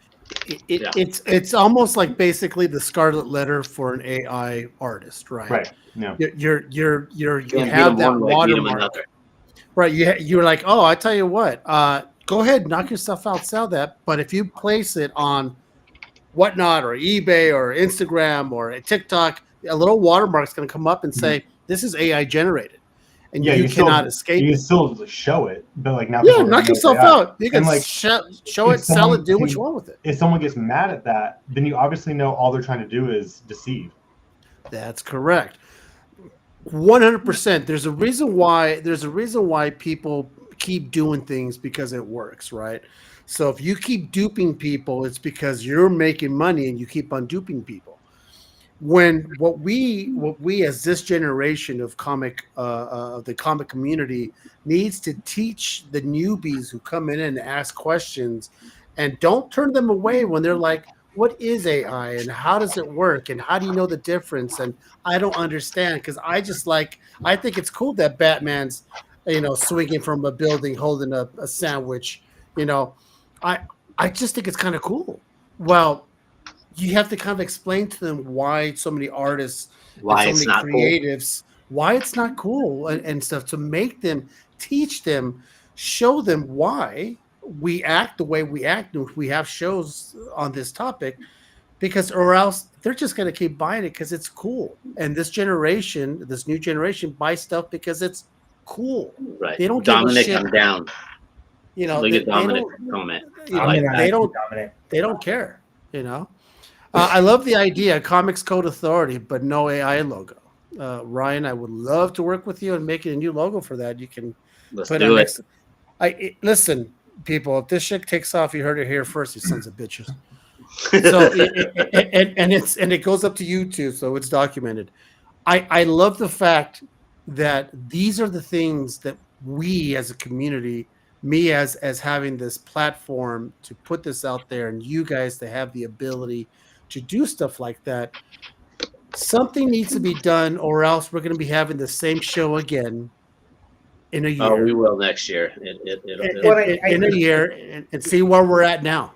Yeah. I think putting a logo, if I can take that idea one step further, I think there has to be some type of official group created. Because you know what's going to happen with that is the next AI retailer is going to come up with their own logo, and they're going to put it on there, and they're going to make it look somewhat like the No AI, or they'll make it and say it's No AI. So I think Hey, Tristan, that's check your damn messages. I'm sorry, I'm doing an interview right now. Dominic, yeah, thank you. I will get back to you. So I think That's what that is. Really, you ghosted him. No, I swear I didn't. James, I agree. I don't know how easily that would be. I honestly think like the logo that Dominic just said, if you had a handful of people that throw that on their own books, even like Sam does his own exclusives. If he tells X company like, hey, can you use my logo, but can you also put this stamp under it?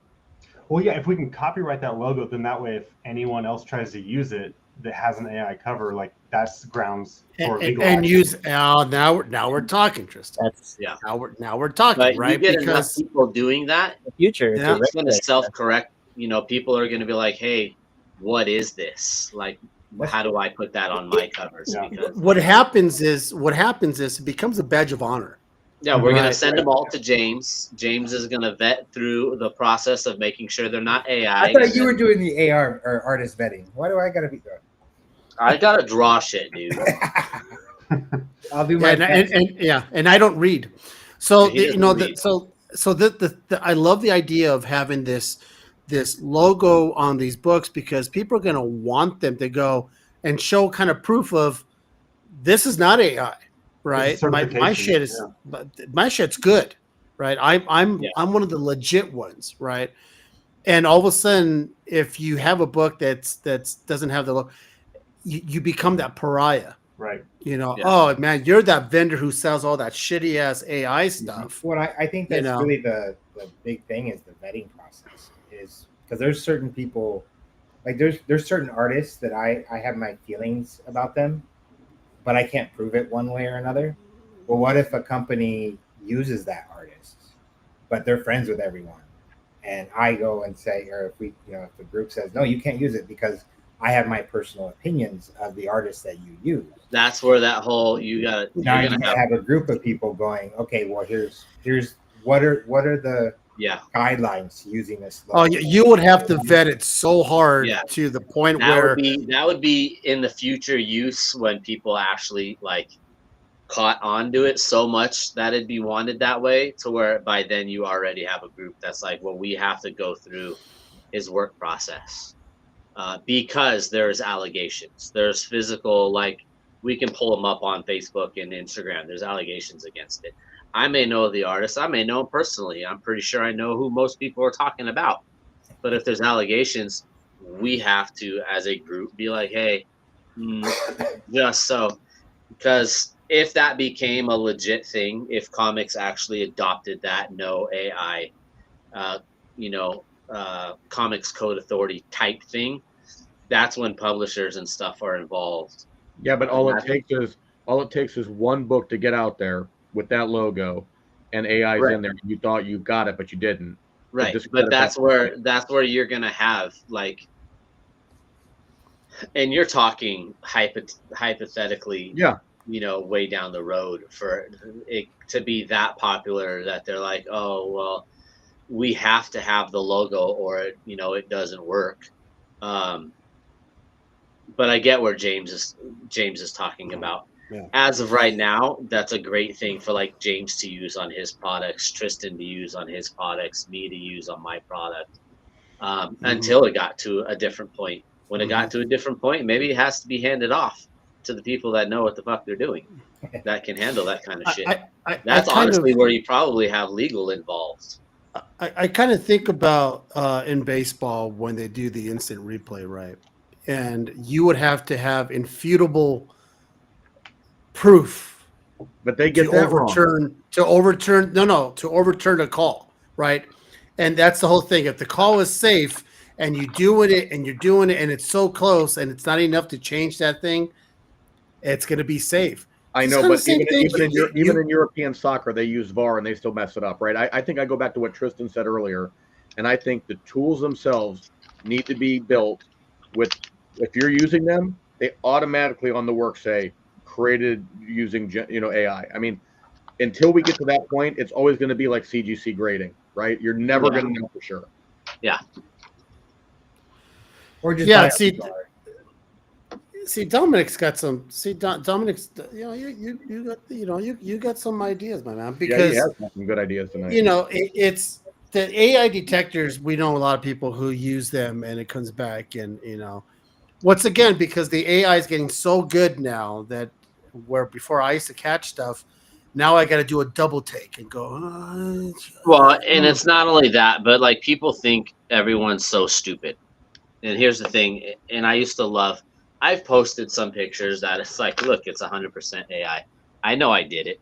But when somebody's defending somebody that clearly is AI or whatever the case, we're talking about an AI generated image.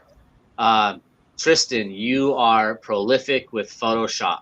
How hard would it be to take a screenshot of a picture that says 0% AI and just put the fucking picture that's AI right on top of it? It's just a matter of copy and paste. Right, exactly. That's what I'm saying. All they have to do is like, I ran it through 5 times and it says 0% AI, so you're full of shit. Can they like send a link so you could view it yourself though? Yeah, no, they're never going to do that. They're just going to post an image. I'm just saying that's been a case that has come up. Like, look, I put it through this generator, I put it through this generator, and I don't know what you're doing to mess with the ratings, but I'm getting 0.00%. I would say AI. just send me a link and the image, that way I can do it from my end. Well, or it's the publishers and retailers going, I need the Photoshop file. And artists Right, but I'm just saying online it just looks like a he said she said bullshit. Yeah, but I mean there is technology that can do this. I mean, there's technology now that can prevent you from photocopying currency. I mean, I just don't want to have to go there. That's the shitty part. Yeah, I got it. I get you. You know what I mean? Like, as a guy that's trying to find new artists to use, it's hard. I go to the guys that I know because I don't have to worry about are they using AI or not. Yeah, I get it. That also goes back to that whole there's a place for everything, not in comics, man. Like we said, our friend did an hour and a half and didn't sell a thing, where this guy has got 60 people buying books that are fake for $50-$60. But I used to hire artists, 2 or 3 artists every month to do covers, and I'm doing like 2 or 3 artists a year at this point. Ryan, let's go back to that real quick before we're getting to the end of the show. Why do you think that he couldn't sell anything, but yet the guy did? The other What is it? What was it? So one, I'm gonna say blind dumbness of following, because like James said, as soon as the thing got heated, the prices went up. So they're showing blind support to something that's wrong, that they don't think is wrong. Okay, that's fine. If we go back to where that first started, this went back to, you know, some of the other conversations people have had about certain books in the industry. Why are you going to buy? I'll even go back to mine. Like, my sales are so hard right now. Why are you going to go buy an issue of Con Artist where my 4 main characters are on the cover from me, instead of going to this guy's website and get the hottest, most accurate looking naked Harley Quinn, Poison Ivy, Dark Phoenix sexy montage you could ever find? A lot of these guys, they're not even trying to hide that they're just taking these characters off. They're not cosplaying them, they're just ripping them off. So a lot of it, like you said, for new people, when they come in, they don't realize that they're not buying a cool looking Harley Quinn cover or a cool looking Spider-Woman cover. They're buying something that's fake. They don't realize it. So people are going to gravitate to what they know more than independent comics that they don't, or self-published comics that they don't.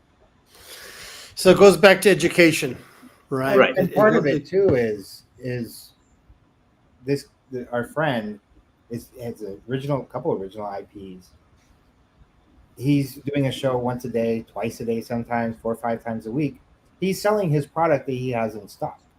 The problem with these AI companies is they have new cover art 2, 3, 4 times a week because they're not paying any money for the artist. So their sales stay up because they always have new stuff. Oh, Dominic, I could go on that for hours. We can talk. So it's volume. It's the amount of work that they pump out because they don't have to pay for it. Right. Every week. So you in order to keep people buying, you have to have new stuff. Right. So in comics, you know, you're 20,000+ deep into just getting one issue of a book out. You can't come up with new art 4 or 5 times a week. I'm in the same boat as our mutual friend. Like, my sales have gone down since all this started, and the tidal wave craze and the AI craze and all that stuff, because again, you're gonna choose what you think is a Spider-Man cover over my Rosie cosplay, of herself. Like, I don't do any of the crazy cosplay stuff anymore because it got too out of hand. I'll put her in a Star Wars-esque jacket. But people are like, oh, do you have one that's straight up Princess Leia? Anyways, I can only sell, and it's not even I can only, same as our friend, he doesn't have to only sell his property. He can sell anything he wants. I usually only sell Ryan Kincaid comics, Ryan Kincaid exclusives. I either wrote it, I drew it, I hired Tristan to draw the cover, but I wrote the book.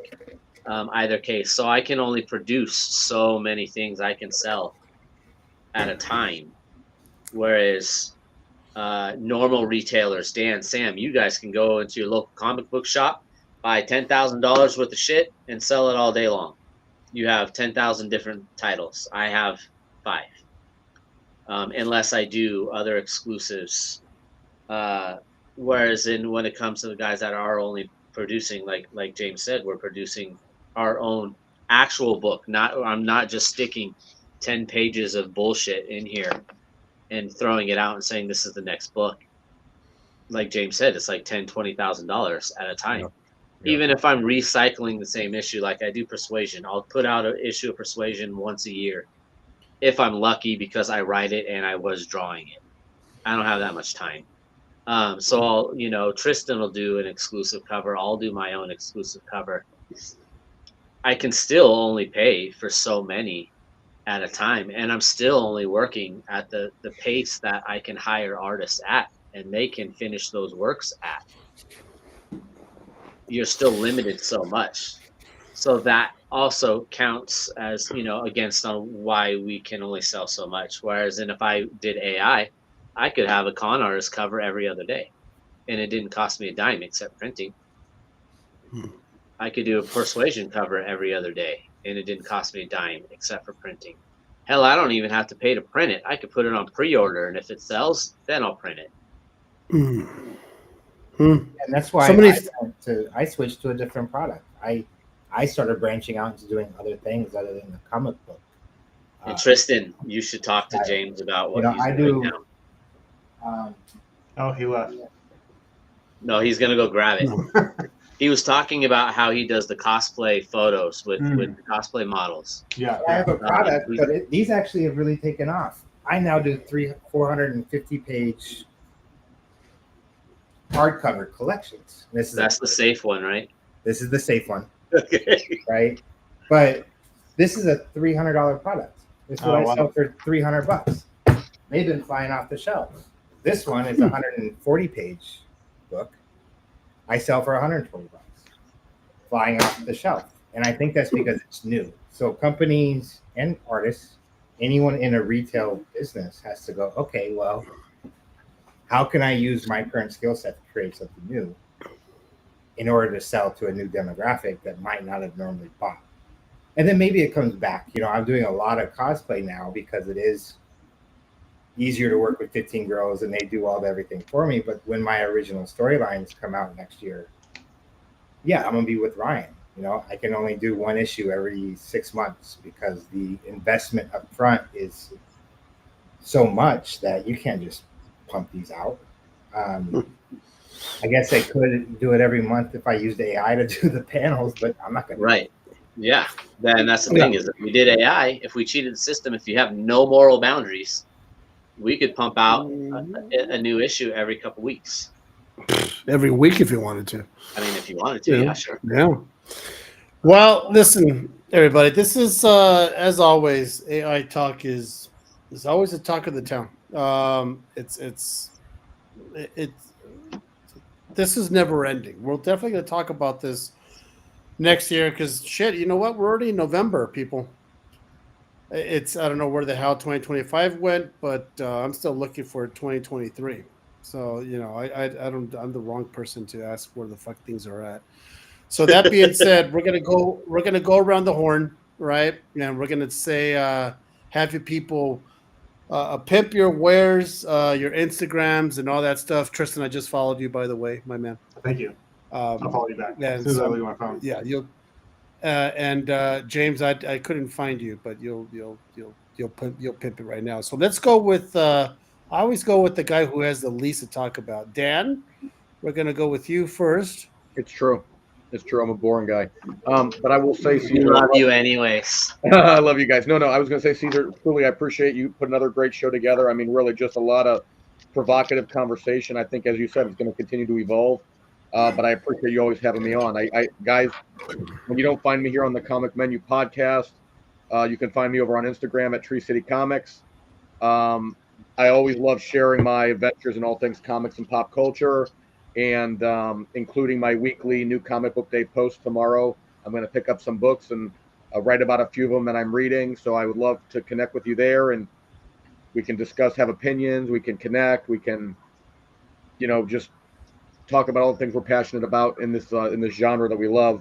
Also, if you do follow me or go to my account on Instagram, you'll see that you can sign up for our holiday gift exchange. It's signups are closing this Friday, November 21st. So with the live gift exchange scheduled to happen on December 15th.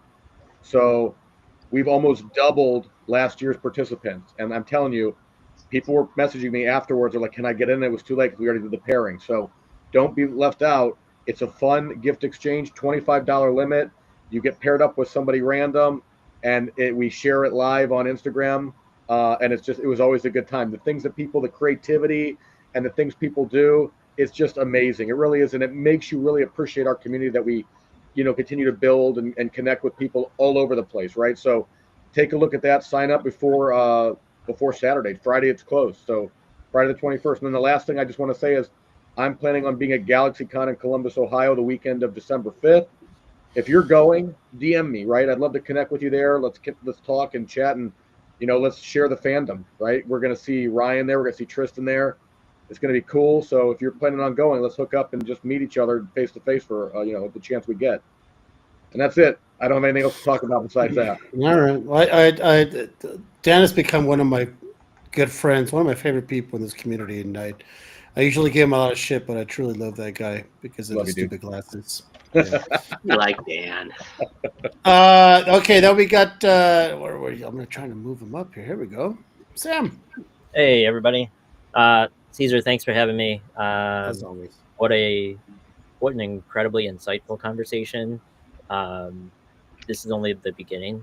It's just going to continue to get more and more controversial, but also, I think that this group had an amazing perspective and has some solutions also that I think we can explore, which is exciting. But you can find me on Instagram at Comic Sam Collects. Dan, do you want to pull that image up if you can? Just because I don't have it. Yep. Give me a second. We just revealed our next exclusive cover tonight. You can find it on my Instagram, but Dan's going to pull it up here. It is I'm coming. Here it is. World Tree number 17 with Sveta Shubina. Ooh, I love Sveta's work. Can you see this? Yeah, that's good. That's good. It's in partnership with 3 other shops that I've been working with. This is our 4th book now. Details on Wednesday on the official drop, but expect a quick turnaround. So you'll be able to find it at sequentialartcomics.com. All right. Cool. Wow. All right. Let's go with the next one. Let's go with you, James. Let's move you up here. Let's move you up here. There we go. Well, thank you, Caesar, for having me on, and Ryan for the invite. Appreciate you guys. It was definitely a great conversation. It's always nice to see these types of conversations versus what you see back and forth online. You can find me on Instagram. It's Mad Love Comics and Art, or the website madlovecomics.com. Got a lot of good things coming out next year. But other than that, appreciate it. All right. Short and sweet. That's all. That's all I got. Tristan, there you go. What's going on? So let's see. My next convention will be GalaxyCon, as Dan said, and then I'll also be at Planet Comic Con in March. That'll be my next one, and that'll be in Kansas City with Ryan. You said it's your hometown. I assume you're going to be there. And then is someone manning a booth for you at C2E2 or? No. Okay. I'm just going to be at Planet. Gotcha. Okay. Well, yeah, I'll be at Planet. All my social media is just tristar.art. If you just do a Google search of that, you'll find my Instagram, Facebook. My website is literally tristar.art. New covers. I have a Sabrina the Teenage Witch cover that just came out, and then I have a slew of covers coming out through Ryan. We're doing an ongoing series. I'm not sure when they're coming. That's up to Ryan. I'm not sure exactly when they're We'll talk about that later. Yeah, we'll talk about it.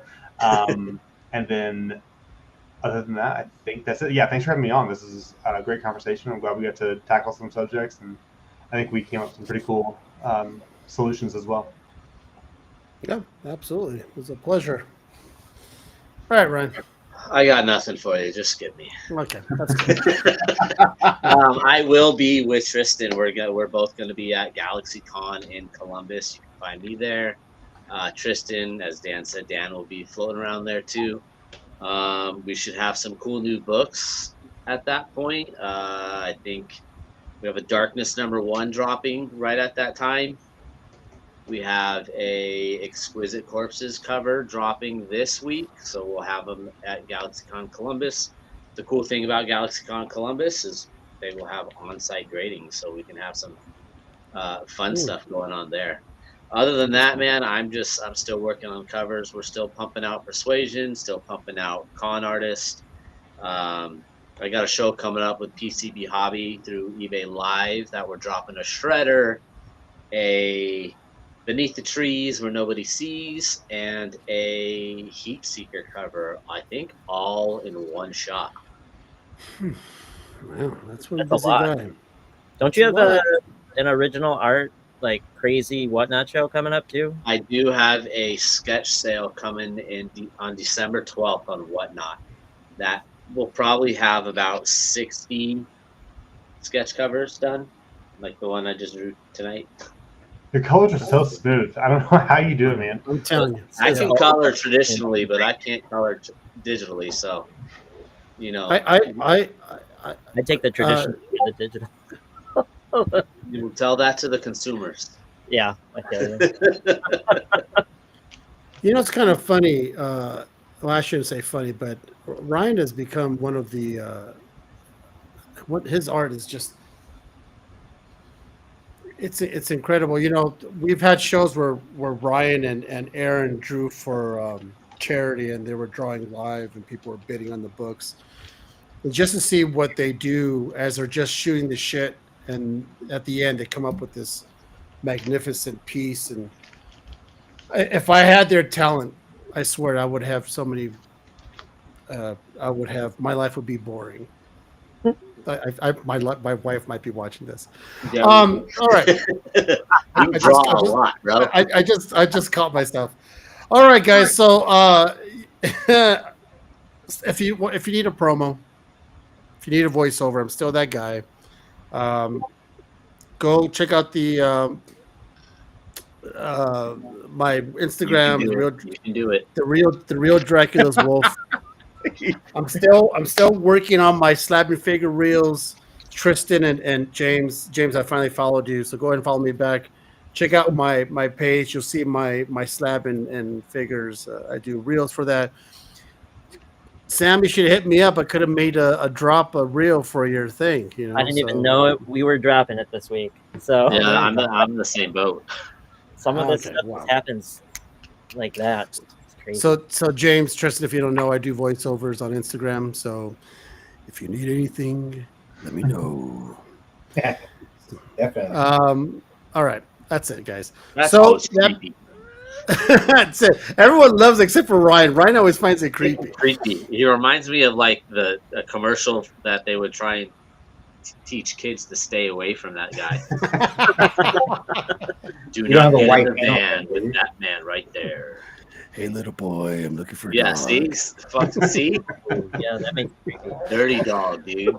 I got some candy in the back of my van. See, All Creepy. right, guys. That being said, we have a new sponsor, Realistic Comic Books. Check them out. Go to their page, and Nick's a good one. that's it. Nick is a good Yeah, one. Nick is one of the good ones, guys. So appreciate you guys, and we'll catch you guys later. See ya. Comic Menu Podcast is sponsored by Realistic Comic Books.